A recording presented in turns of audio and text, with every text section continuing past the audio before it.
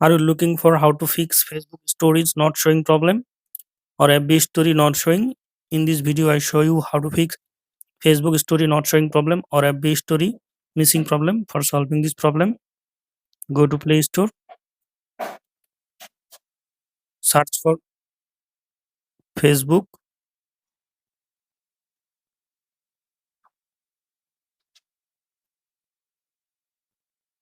tap on Facebook, update Facebook if available any update version. Now search for VPN,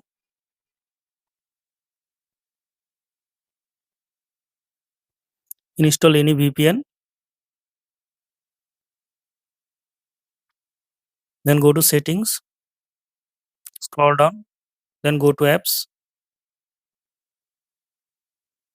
Now search for Facebook, tap on Facebook, tap on storage, tap on clear data, delete. Now connect your VPN app.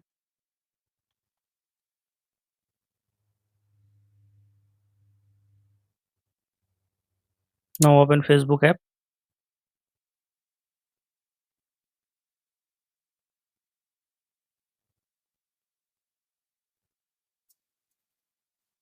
Now log into your Facebook account.